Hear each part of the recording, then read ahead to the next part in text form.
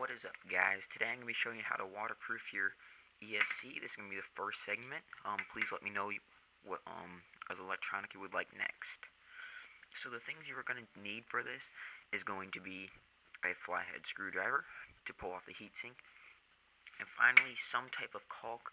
And for the model I'm doing, I want it to dry clear because of the light that shows up once you push the button. So this one right here, it says clear power grab. It starts off white, but then once it dries, it does dry clear. So let's get into the video. The first thing you're going to want to do is, if your ESC has heat sinks that are removable, some don't, but this one does, you just want to take your screwdriver and you just want to pry it off right there. Now I already have done most of the work just to make this video shorter. So just pry it off like that. Set that to the side. And then once you do that, you're going to see on the side here, there's these little tabs right there, right there. There's 4 of them on this one. And you want to also pry those off too. Now the way I do it is I go in from the underside right here, if I can get it. Now you might break one of the tabs, but that'll be fine because what we're doing at the end. So once we get that one off, try to get the back one now, right there. So now I'm under it, as you can see right there, and you just want to lift your screwdriver slightly, right, like that. So let's see if I can get that. There. You see where that cracked open right there? On the other side, you're going to have the same thing, so you want to just do that real quick again. So now you pull it off.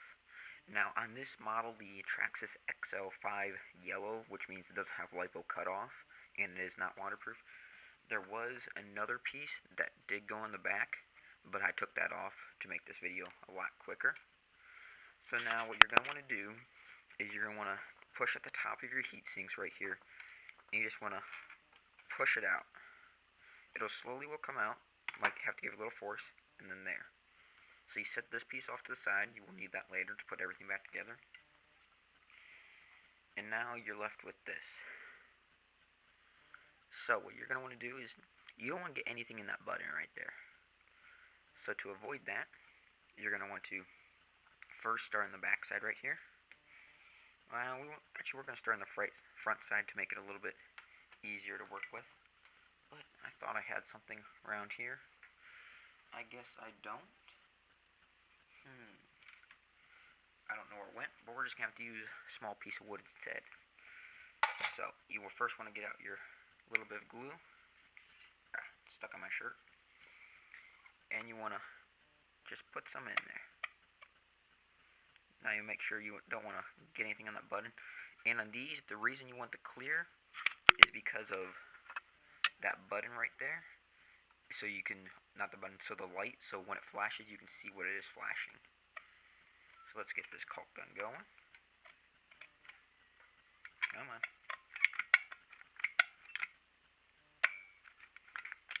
My caulk gun not working? I think my caulk gun's working. Oh, there we go. Just starting to come out right there. So now what you're going to want to do is take a little bit on the stick right here. You just want to pour a little bit on there. And this is just to go right around that button. You can do that a few times just to make sure you have a good solid coating around that button. Bring this back. Put a little bit more on the stick again. Not seeming to want to come out. Don't know why.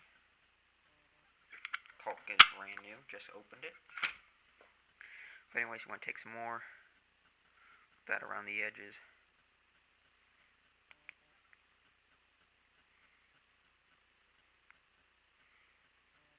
Don't get anything inside that button.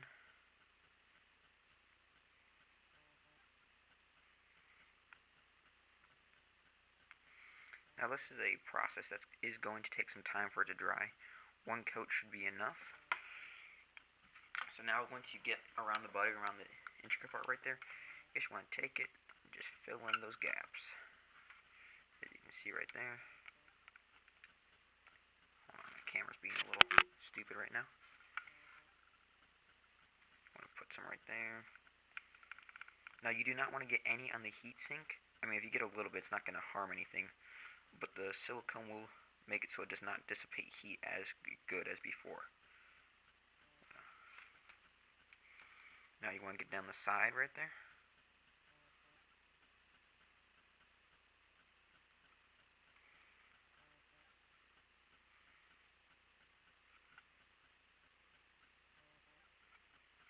Okay, once you do that, you are now going to want to take your little piece of wood or whatever you have. You can use your finger too.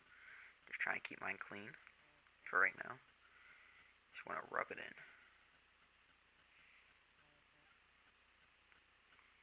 Now you can also use plastidip. Hot glue, I know some people have done it. They've had success. I would not recommend it. I just don't think it's that well of an option. Just my 2 cents though. So now that we have some there, we want to be able to get in between. Hold on. We want to get in there. Now that one's going to be a little bit, we want to get in there. Now that's going to be a little tricky to do, but we'll figure out a way to do it. I'm going to do back around by these leads right here. Right there.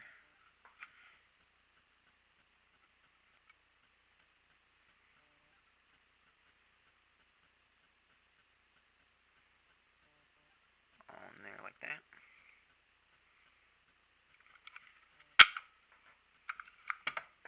Okay. So now you see we have that all around the back right there. So, and then you want to take your stick again. You just want to rub that into place.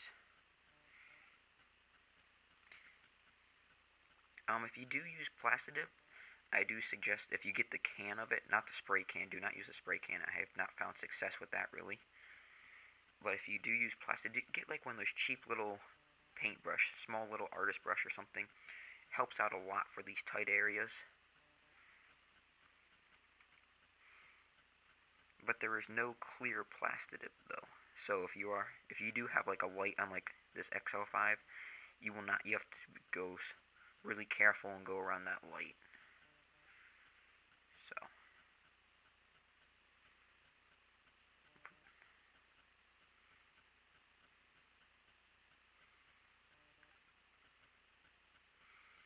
get all around that resistor right there.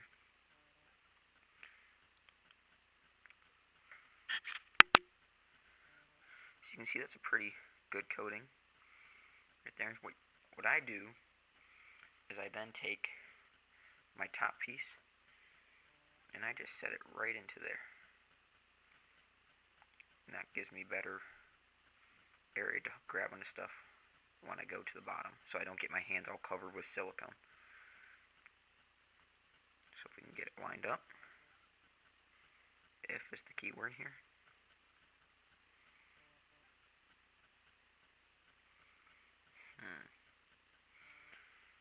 Now,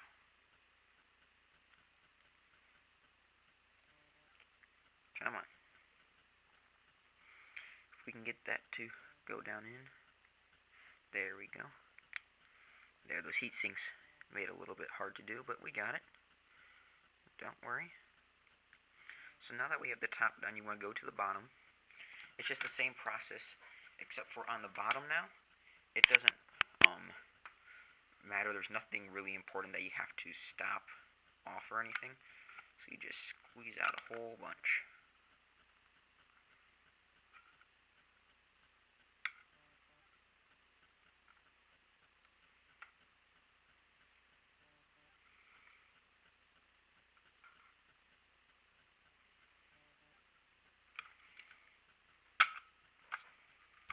Okay, now once you have that out, you want to you just want to take your thing, run it over.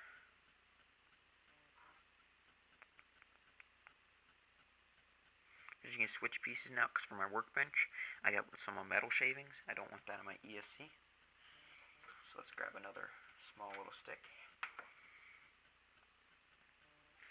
Wipe that on there more.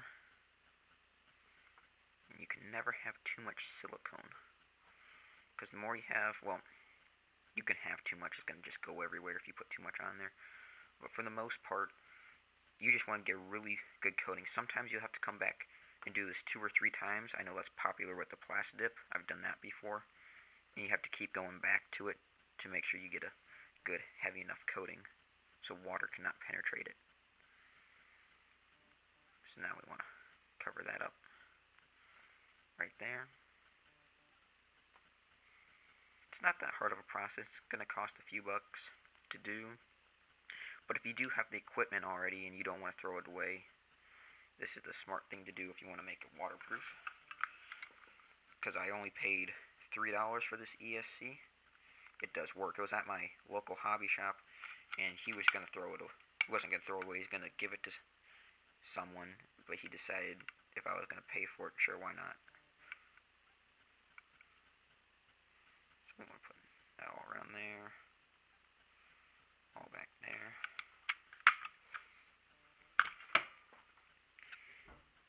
Then we want to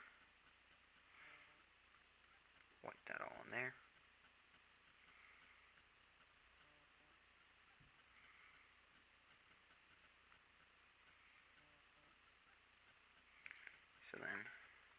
So that bottom is 90% done.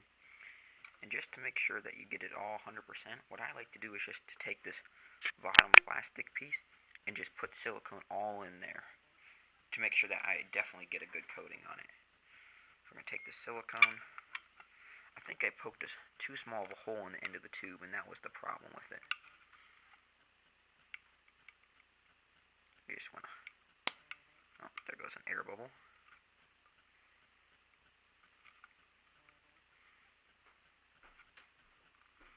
Just want to fill it up like that. Make sure you get all the edges, and not that important since we already did a layer on the board itself. This still does help with the water protection. If you do this right, it will become 100% waterproof. I've done this to multiple ESCs before. I've never had any problems with it. Now, that's not saying that you won't. It just depends on how thorough you do this. So now that you've done that,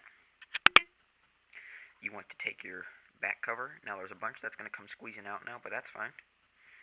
You just want to push it on there. Make sure you got it. And then just keep pushing it.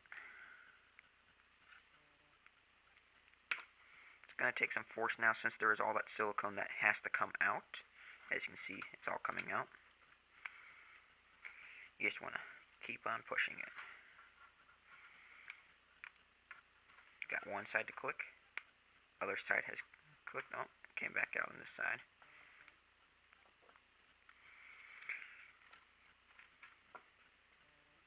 Okay. So that's all. Is it all clicked in? Let me push one more time. So that is all clicked in right there. Now what you're going to want to do is you want to take something and you want to basically wipe off the extra. And the reason for that is to make it look good, but then also just so it just in your car nothing ever happens to it, or because when it dries rubbery, so if you accidentally pull a piece and the case is apart maybe, you don't want that to pull all the way out, the whole sheet of it. So, just get off as much of the excess as you want right there. And on the back, I already know that's going to be way too much silicone, so I am going to wipe off a little bit. Not too much, just enough to get it done. Put that to the side now.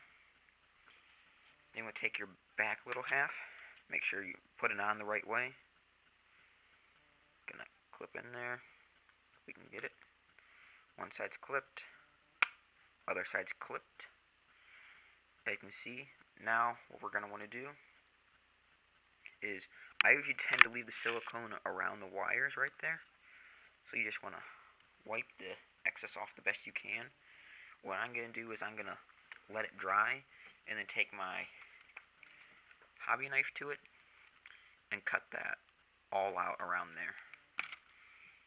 So once you do that, you just want to take your heatsink back if you had to take any off. Push it on there, make sure it's all good and tight. Take the two other small pieces I have right here, push it on there again, it's all tight right there. Last but not least, last heatsink. And then, yeah, that is how you waterproof an ESC. And like I said, take your hobby knife once this dries clear and just basically scrape it all off. And that's everything. I upload new videos every Tuesday, so please like, comment, and subscribe. I'll see you soon.